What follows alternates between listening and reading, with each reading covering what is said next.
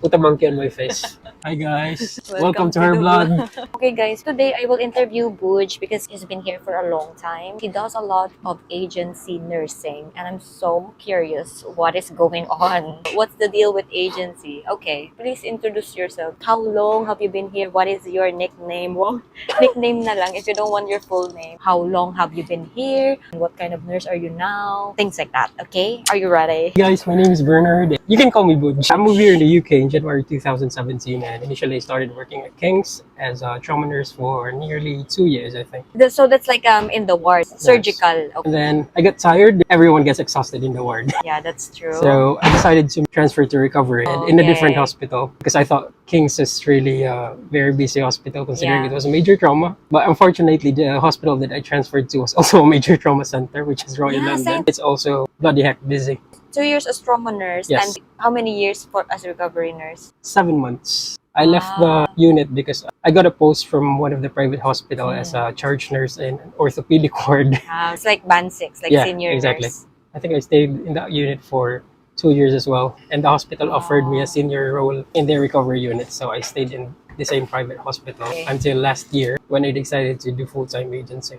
How is recovery in the private hospital? The NHS? major difference I would say is there's no guarantee what time you're going to be going home if you're in late shift because unlike NHS, they have night shift. In private hospitals, you have to stay until you discharge the last patient. Sometimes we end up staying 12 midnight, 1 a.m. But you get paid.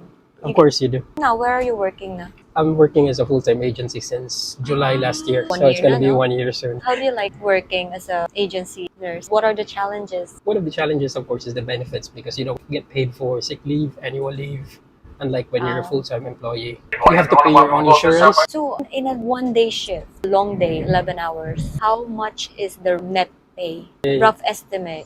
350 to 450 because it depends on the hospital that you're working because Yeah. every hospital has their own rates. 350 is the lowest. NHS and private. Yeah. Oh my But you get God. better hours in NHS because in private, it's a business and they are very thrifty when it comes to booking agency staff. So if they can send you home early, they're going to send you home early. Can I ask what agency are you in? I got a few, but most of the time I work for Medics Pro. Medics Pro. Is that what you recommend to the nurses as well? Yeah, they're quite good. What are the challenges though? You go from one place to another. Is it difficult? It can be, depends on which hospital you're working, of course, and the people you're working with because sometimes they don't train you. And it's too They busy. don't orient you where things Yeah. are. So that's the most difficult bit. If it's your first time to work in the hospital, you don't know where things are. And But for I would me- say it's not really that difficult. If they don't orient you, just ask them. But mostly you do recovery, right? Do they have like the same principles like from every hospital? The assessment is basically the same. Your usual A, B, C, D, E. When it comes to documentation, they have different ways. Some uses Cerner, some uses Epic, some even uses still paperwork. What if you're not trained with Epic? They If will you teach you quickly. One major difference is the protocol for every case. It's somewhat different in every hospital. Let's say, for example, in the case of tonsillectomy, there are some hospitals where they want to keep the patient in recovery for 4 hours. Yeah. In some hospitals, you can discharge them in half an hour. The last dose of opioid, it's one of the things that we consider before transferring a patient back to the ward. In some hospitals, you just have to monitor the patient for at least 15 minutes after the last dose. In some hospitals, it has to be half an 30 hour. minutes, yeah. And same thing in the case of inotropes. In some hospitals, after 1 hour, the patient has been weaned off and is able to maintain his blood pressure.